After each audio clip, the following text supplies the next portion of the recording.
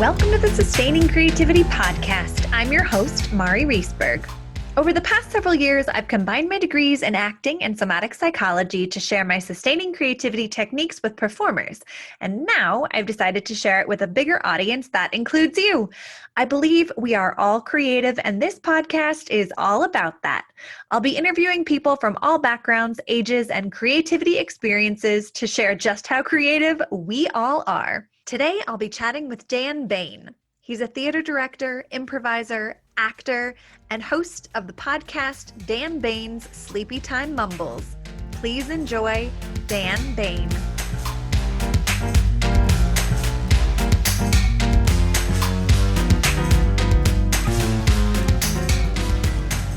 Welcome to the Sustaining Creativity Podcast. Today, our guest is Dan Bain. He is a theater maker, comedian, and podcast host of Dan Bain's Sleepy Time Mumbles. Welcome to the podcast. I'm so excited that you're here. Great. Oh, thank you for having me. I'm excited too. Wonderful. Well, if you wouldn't mind just sharing a little bit about yourself, who you are, and what you do, so our listeners get a sense of where you're coming from. Yeah. Okay. So I guess the first thing about where I'm coming from, I'm based in New Zealand, which is why my vowel sounds are weird. Over here, what I am or what I do is I'm a theatre maker. So I'm a writer, director, sometime performer, podcast host, and then I kind of work around that also as a comedian and in kind of associated things that orbit around there. So I kind of put together a living from a bunch of different things, but they all kind of spoke out or in orbit from theatre and storytelling. Nice. Wonderful. And being in New Zealand, I am curious how the return to performing or participating in theater making is going. Yeah, better than a lot of places, I would suggest, but still not very good. Okay. Yeah, I mean, I went and did a show last night. We have unrestricted gatherings now here in the South Island. Because we haven't had community transmission for 14 days or something like that. We're back at that level. But obviously we're not done. We're not finished. Right. And so I think there's a real hesitancy around producers here at the moment to take large scale risk. So despite the fact that, yep, we're doing better and we can do kind of little one-off gigs, evenings, cabarets, that sort of thing. There's still quite a hesitancy around kind of large-scale production. I'm still watching musicals shut down and stuff like that. So you can go and tell some jokes to 100 people, but hey, you maybe can't perform a musical to several thousand over 3 weeks. Got it. Yeah. But nice to hear that things are slowly coming back, or there's opportunity, because I'm in Colorado, there are few and very far between moments that aren't still very socially distant and masked, and I think simultaneously broadcast online as well. Yeah. I mean, I spent 7 weeks in my girlfriend's garage. It was locked when we were locked down. I mean, I was allowed out of the garage. Okay. To be fair, she hadn't trapped me in there. Kind of her.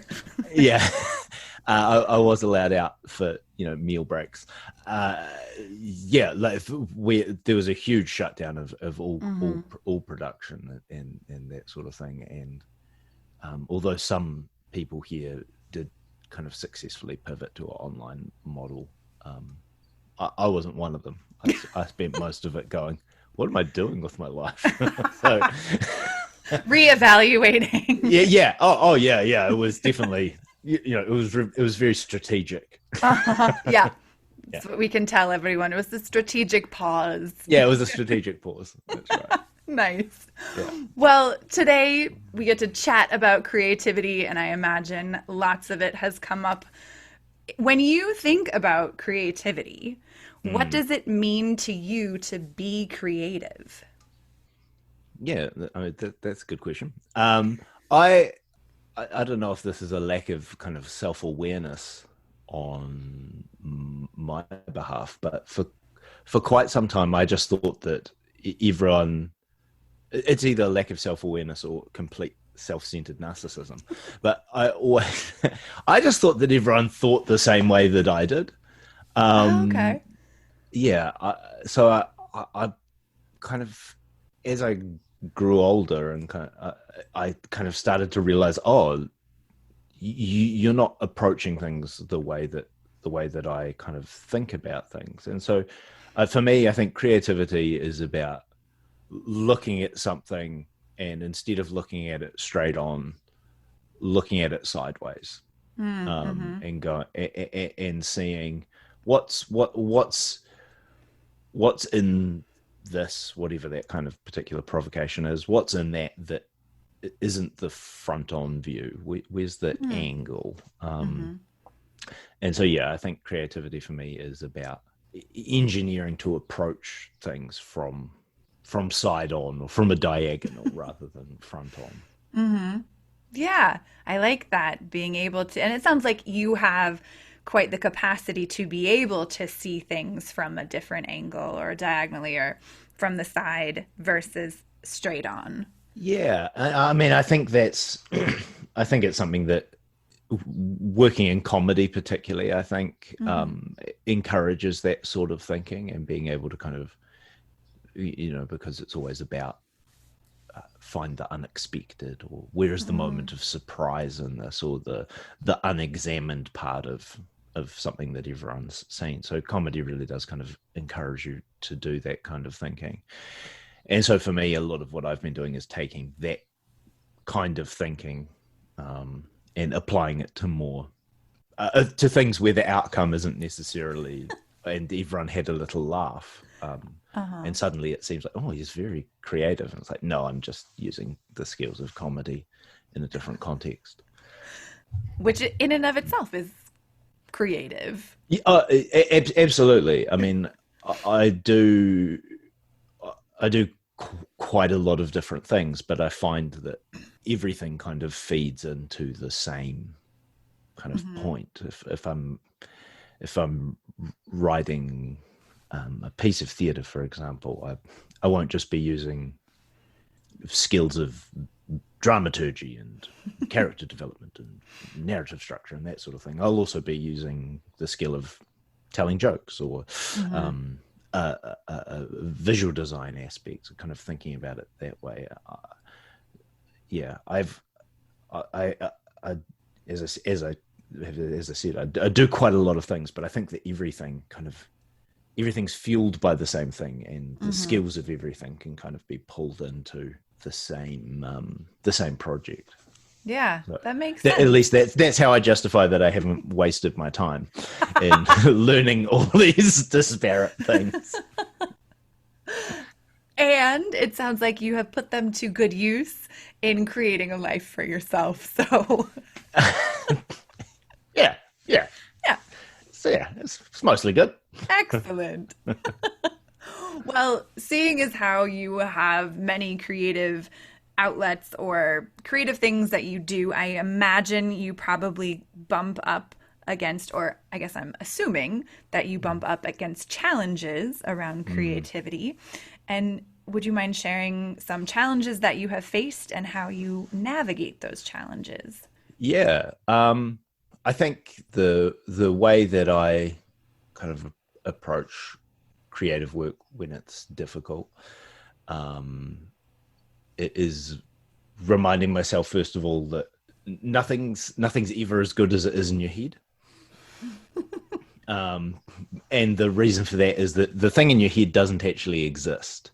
And because it's not a real thing, it kind of exists in a state of perfection because it's purely conceptual. And even if you can strongly visualize or strongly imagine what it is, it still doesn't exist yet.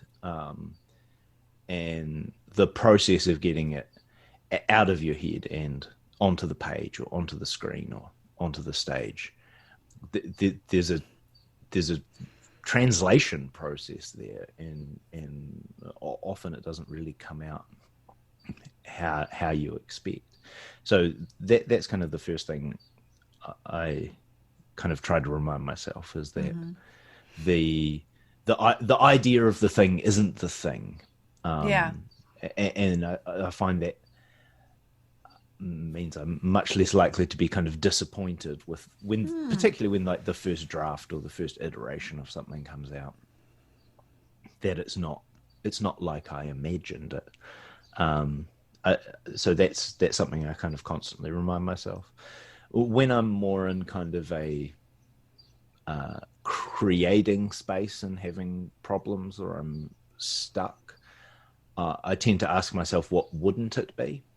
And then I'll just kind of think, so what wouldn't happen next? Or what definitely isn't this? And it's actually easier for me anyway, and perhaps for some of your listeners, it's actually easier to come up with the wrong answer sometimes and to say it isn't this. There definitely wouldn't be a spaceship definitely wouldn't crash here right now, or a giraffe doesn't appear, or whatever. And just that process of what doesn't happen, and those are silly examples, but you can tune it kind of relative to whatever you're working on. So this character definitely doesn't say I love you right now. They definitely, or whatever. And that process of generating wrong ideas, it's easier because you've tricked yourself into not trying to get the right answer. And that process of generation can sometimes lead to the right answer. And occasionally I've found, this definitely doesn't happen. And then I sit there looking at it and I go, oh, what if that did happen? That's kind of that might be interesting. So both as a kind of technique of kind of surprising discoveries around things, and also as a kind of unblocking mechanism. For me, it's what doesn't happen next. What is it definitely not? And occasionally you'll get a surprise out of that one. I love that. I've not ever heard someone talk about practicing that idea of, let's figure out what doesn't happen, and then maybe that will generate what does happen, or maybe what we think doesn't happen actually can happen, and be surprised. And you've talked about being surprised, or allowing yourself to be surprised a few times. And I love that idea that creativity has the component of surprise in it, or has the ability to surprise you in a moment. Yeah, I like to work faster than I'm comfortable with, if that makes sense. Because if I kind of race myself, if I'm working at kind of a dangerous pace, again, I am more likely to surprise myself, because I haven't had the time to sit and plan ahead. So certainly in a that kind of phase of creation where it's just generate as opposed to refine or edit or perfect. I desperately try to work faster than I'm comfortable with, purely to kind of generate happy accidents. Where it's like, oh wow, what is that? I'll keep it. But that's a great tool or a tip for someone who finds themselves getting really stuck in stewing over something, to say, just go at a, much faster pace and see how you surprise yourself with what comes out or what happens. Yeah, I think a lot of it might be generated from the fact that I do quite a lot of writing, both for kind of theatre, and then something comes along that'll pay some bills, so you write ad copy or whatever that sort of thing is. Yeah. I do quite a lot of writing, and I hate it. I hate writing. I hate the process of it. I love the sensation of having written, and being like, oh yes, I love just scrolling up a screen going, look at all these words. I wrote all these words. Like, who cares about the content? I'm just like, oh, look how much there are. I love that experience. The actual nuts and bolts, the nitty gritty of put the words on the page, get them out of your brain and onto the thing. I hate it. I find it, because I find it's hard.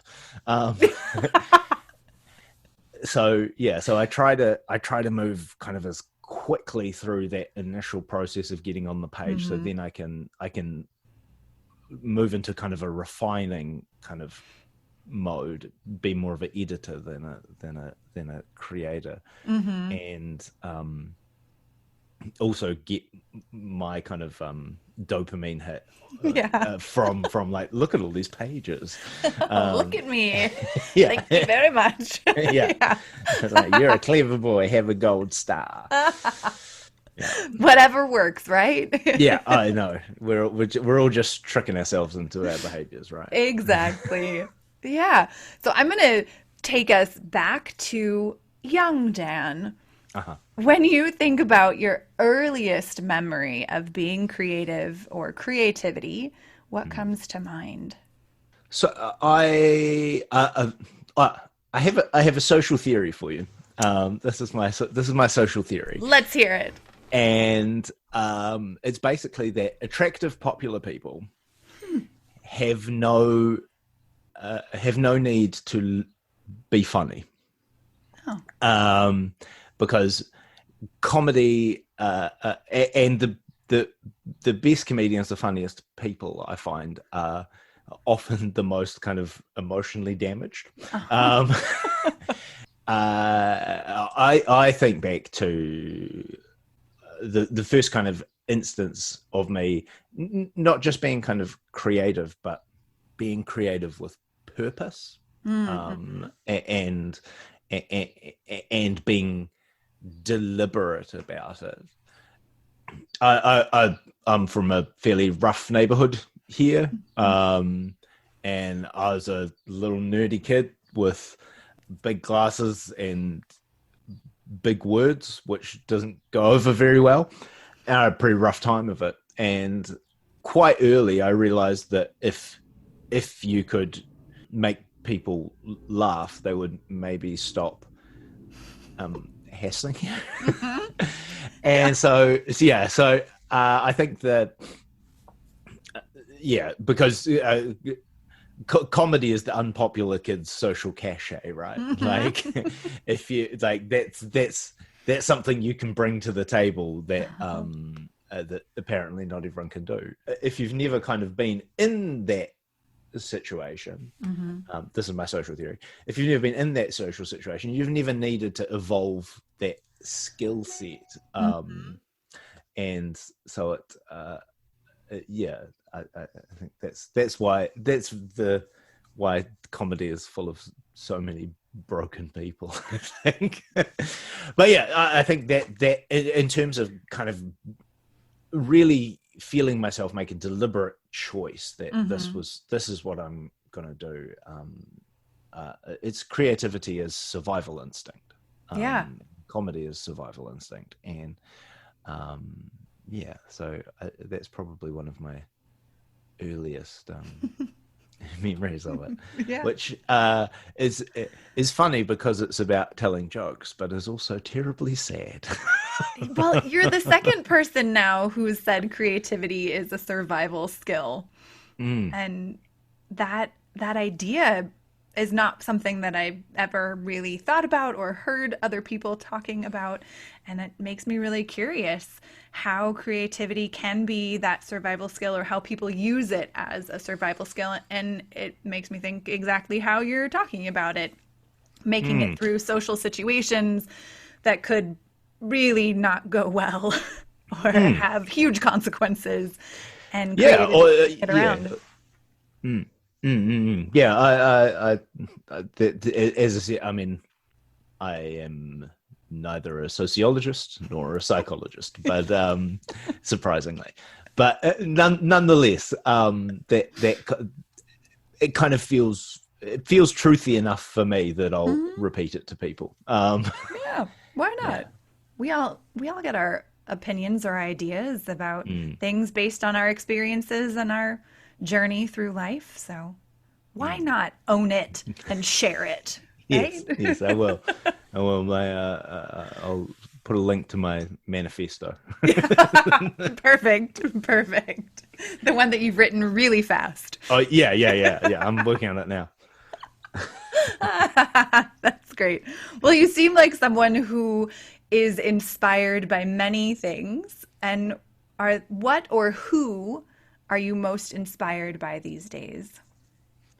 These days, at the moment I'm just about to begin a project with a theatre company here. Has a like um, a youth wing, a Hmm. little youth company that's attached to the theatre, which is about 20 people, Hmm. age 17 to 20, 22, kind of young adults, young emerging practitioners. This is my It's my second instance of working with the company, and I find that really inspiring. Hmm. I find them as kind of a collective of young people who, instead of, I don't know, doing young people thing, whatever that is nowadays, probably TikToks or something. I don't know. Is that it? Is that what they do? Oh, not in America anymore, right? You can't do it anymore. You've been you've been de-TikToked. We have. I don't know. Oh yeah, yeah. I mean, the youth are weeping, I assume. Anyway, yeah. Instead of doing that on a weekend, they're kind of coming in and rehearsing like really dark play, and Hmm. that's really that's kind of that strikes me as unusual, and it strikes me as kind of brave, Hmm. and they're all kind of there's varying degrees of what they're kind of interested in getting out of this experience. Some of them are like, this is a career I want to pursue, and others of them are that this is a thing that lights something up for me, or Hmm. I can see how the skills that I'm learning here are going to be useful or relevant in Hmm. my life. But they're really, yeah, as I said, they're really brave performers, because I give no concessions to the fact that they are young people. I have high expectations, Sure. um, and uh, and they work hard and they work furiously, and I kind of think about myself when I was that age, and I'm like, what was I doing? And I was like, I was muddling about, not, not really doing much. So I find in a very, I mean, I think it's easy perhaps to speak about inspirational kind of Hmm. creators or people that I love this. This is something I really enjoy. In a more localized kind of, here's some people doing some creative work that like I'm feeding off like some elderly Hmm. vampire, stealing their youthful psychic energy. Ah, um yes. We yeah, elders. yeah, I know. just my withered talons and whatnot. um but that's I find them quite inspiring in that Nice. respect. Mm. That's amazing to be able to be a part of that. I remember doing theater at that age, and that I never thought that I would be inspiring to other people around me. I was just doing it because I love to do it. So to hear kind of someone else's perspective, I think oh yeah, maybe it was inspiring for the people who were there teaching or participating who were older. Yeah, I mean, because I feel like there's a thing about youthful practitioners Mm-hmm. in kind of cross kind of any form, which is um, often that they don't have a fixed mindset. You know, that they're still in kind of a growth mindset stage, Mm-hmm. and they haven't kind of been told by kind of tradition or kind of expectation of things that you can't do this that's not a thing that you would do in a play, or you wouldn't do that in this kind of Right. story, or that sort of thing. And yeah, so I really enjoy that kind of being around people who don't know what not to do. Oh my god, I feel it kind of ties back to, oh, my own life is making more sense to me. Oh. um yeah, but that idea of we don't know to not do this, so Mm-hmm. we'll just try it. And what if it actually works? What if there's actually something in there, even if it needs to be refined a bit? What if there's something Yeah. in I love that moment of you surprising yourself right here, right there? now. Yeah. Amazing. That's Yeah. great. When you think about your community, whatever community that is, Mm. how would you say your community impacts or influences your creativity? Yeah, it's an interesting one. So until fairly recently, I've been I worked as an improviser a lot, and was kind of a member of an improv company. And I think a lot of my methodology in all my forms comes from clown and comes from improvising. And Mm-hmm. you can probably hear that in the way that I talk about things. Of make it furiously. Don't know what's going on. Just see what happens. Feels very normal to me to hear that. Yeah, yeah, yeah. So look at it afterwards and go, was that good? Yeah, and so that a lot of my um, kind of community was that, but more recently, I've kind of been shifting more interested in the ability to refine things rather than Hmm. the moment of creation being the thing Mm-hmm. as a kind of an improv. And so I find, yeah, surrounding myself with people that are actually more interested in that refining process. So Mm-hmm. that tends to be kind of people with writing skill sets and Hmm. yeah, editing kind of Mm-hmm. things. So yeah, in terms of my wider community, I don't know. I like to stay in the house. um, Unless I have to go out. But You're not alone in that these yeah, days. yeah, yeah. I feel like it's really been exacerbated as well. Oh. It's going to be interested. I'm going to be interested to see if as we kind of as we move through this as a species, Mm-hmm. how will it have changed people Mm-hmm. in terms of what their expectation of kind of normal is, and what their expectation of socialization Mm-hmm. and all that sort of thing. I don't know. What was the question? It was about Did how I your answer it yet? yeah, I mean you kind of did. Your community, how they impact or influence your creativity Yeah. and what you do with it. I mean, you have what you have shared with me a pretty unique background, and yet at the same time it's a background that I share in Mm, the mm. circus and performing arts and street performance and those pieces as well. And I wonder if how that community influenced your creativity, because you spoke a little bit about how your community currently does, but Mm. historically. Yeah. So yeah, I as you mentioned, my background was I spent 2 years training at the circus school that used to be based here in Christchurch. And then for about till about 2008, so for about 5 or 6 years, I was a street performer, variety act, and lived that kind of nomadic lifestyle. And I think that period of time is hugely influential on the work that I do now, because I think the street is the most honest stage you'll ever have, because people haven't paid to be there. There's no upfront. They haven't invested in it in any way. They're not invested in your success.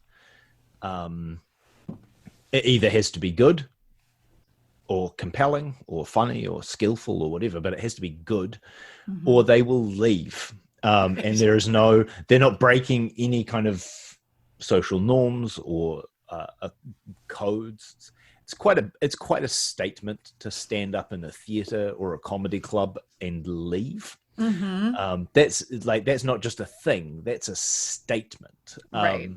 Whereas on the street, it's you were just going along your way. It's very easy for you to just continue along your way. So I think I learned a lot about holding people in that kind of context, and I also learned a lot about aggressive professionalism, and that it's that community is it's a unique community, and it's a small community, and you all have something in common in that you're trying to do something that's quite unusual and specialized and kind of rarefied. But it's also quite tribal, and the quite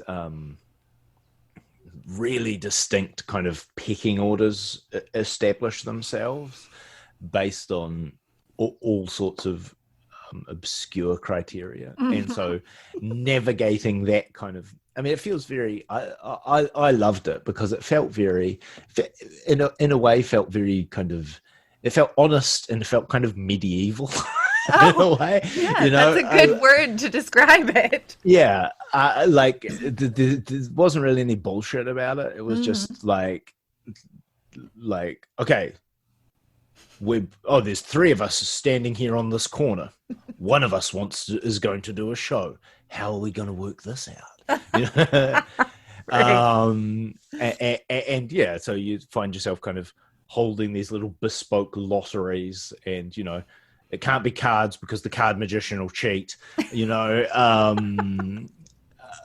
many rules. So many rules. So many. Just these. Yeah. As I said, it feels kind of medieval because it effectively it is. It's. I am a wandering minstrel. Jongleur, and off I go, and then into the town and to the town square, and now I shall attempt to so it felt very honest, and I always kind of like to come back to that, to when I'm kind of making something that perhaps is a bit more or intellectual or worthy, that I kind of bring myself back to. Is it like, this is intellectual and is it worthy, but is it still entertaining? Is there still a value in this that is compelling? Would it, if I watched this on the street, would it hold me? And mostly it wouldn't, because the street is much less forgiving.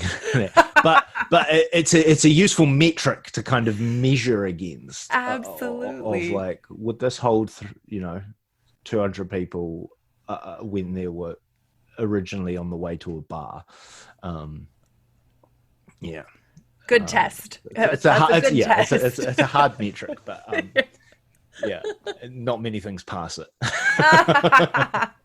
And yet it's a great way to, it's a great tool to use in Mm, thinking about how you're creating something or what the audience or what you want them to feel or experience and mm. how captivated they get to be in that moment. Yeah, yeah. And I mean, there are many ways to captivate, and they're not Yeah. all kind of just like I'm constantly laughing or I'm constantly amazed. You know, it's also like, am I emotionally engaged in Yeah. something, or am I tense? Am I nervous? And perhaps that nuance of Mm. other ways to captivate people is a bit harder to do on the street. Mostly, it's Mm-hmm. am I laughing, and is he going to cut himself juggling those ridiculous items? Right. That kind of tension there, but it's all about creating kind of these moments that are compelling, Mm-hmm. whatever the compelling force is. Yeah. Nice. Well, when you think about kind of your everyday life and the things that you navigate and the challenges that come up, what is an issue that you have used creativity to solve? You sent me this question, and I was like, "Oh boy, I better come up with a good answer for this." I didn't. I think, Thank you for your honesty, and yeah, I'm sure whatever you come up with will be grand. yeah. I think, I think a lot of where I use creativity in kind of a practical sense in real life is in trying to put myself in other people's shoes. Mm-hmm. So that kind of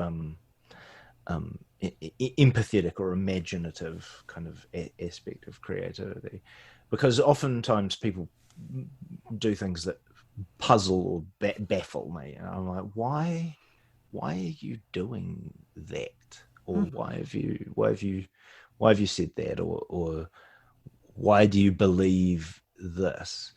And I try when I'm being the best version of myself, rather than just kind of dismissing them as like an idiot, or a terrible person, which sometimes they are, like, Yeah. and sometimes both. But yeah, I think when I'm using creativity in real life at kind of um, peak good person, it's Mm. to kind of be like, why are you saying this thing that I kind of disagree with, or Mm. that I don't understand why you would think that, and so kind of taking that time to go, what's led you to this? Why and how do you think this? Mm-hmm. Yeah, and it can be hard to activate empathy and kind of step into the shoes of people who are doing things that you fundamentally kind of disagree with. Mm-hmm. But occasionally I like to kind of do that thought exercise, if only to be like, oh, okay, you're into that. Okay, here's how I can. Here's what I'm going to pivot so that now you'll agree with me. Um, everything has a Machiavellian kind of Tactical tactical. maneuvering. Yeah. Yeah, yeah, yeah, All right. yeah. I don't know. I should have come up with something about how I could. One time I fixed my garage door by using a fly swat to Oh, do it's very something. MacGyver of you. Yeah, so, like yeah, a bit more kind of practical creative there. But yeah, I don't know. That's my theoretical creative use. But I think that's wonderful, being able to put yourself in someone else's shoes. And it takes a lot of creativity to actually do it, I think, to Hmm. say, okay, I'm going to put my belief system aside and say, can I actually experience what it's like for someone else in this moment, Hmm. to say, can I understand a little bit more about where they're coming from? I may not like it, I may not agree with it, and that's fine. But Yeah, can I just hold that experience and maybe have some empathy for them. And then the moment is over. Yeah, absolutely. It's perfectly fine to reject the findings. Correct. Be like, okay, that's why you've come to that conclusion. That's mental. Doesn't work for me. Really going to evacuate out of this thought experiment. Mm-hmm. Nice. Well, I have one more question for you before we wrap things up. And what would you say your secret to creativity is? I think it's. I mean, I think I've kind of alluded to it through this, but I very rarely worry about things being right or good when I'm creating them.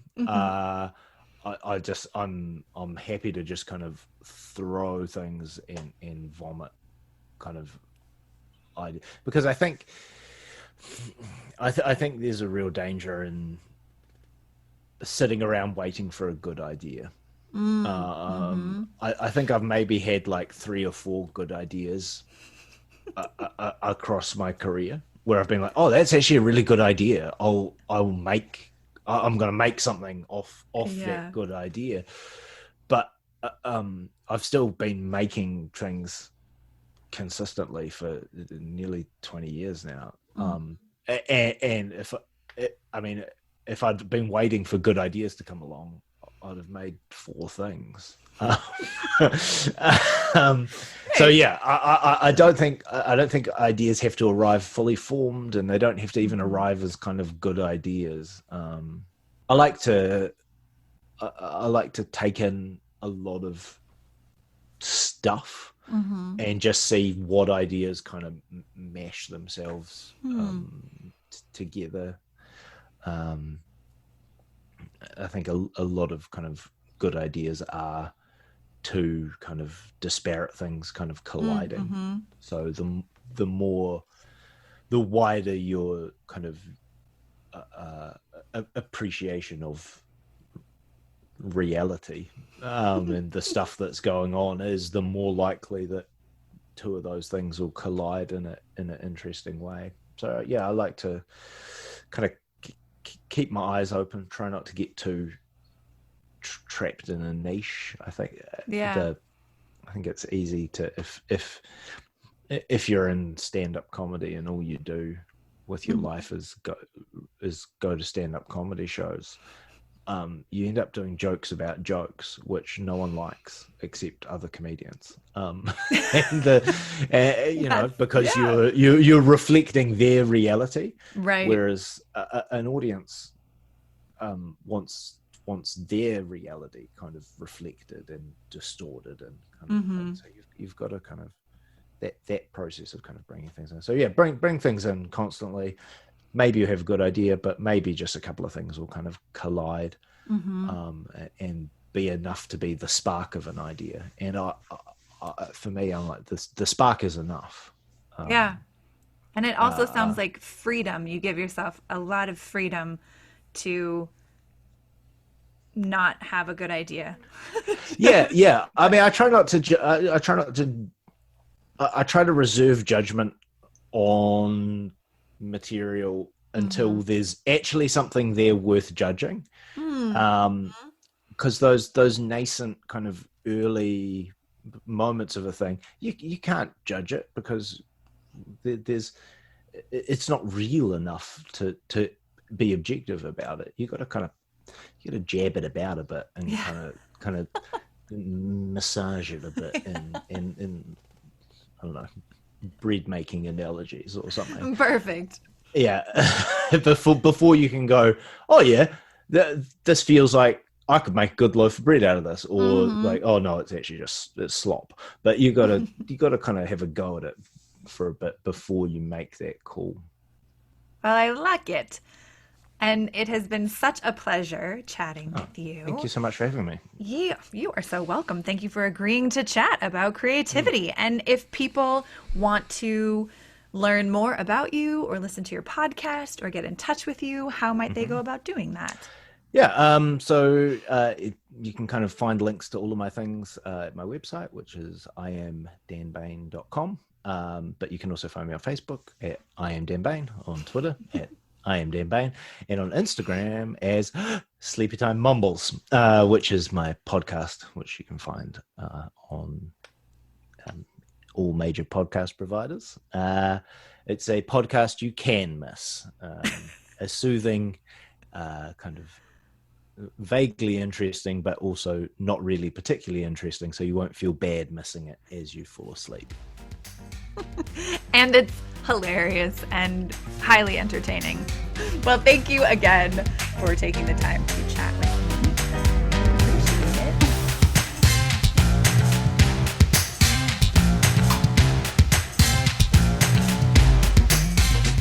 Thanks for listening to the Sustaining Creativity Podcast. We'd love to keep in touch, so like us on Facebook and Instagram. We are Sustaining Creativity. Make sure to subscribe to the podcast wherever you listen to podcasts. Tag your friends and your family so they can listen too. We love to hear from you, so leave your comments, reviews, and questions. Tune in Tuesdays for a new episode. And remember, with creativity, anything's possible.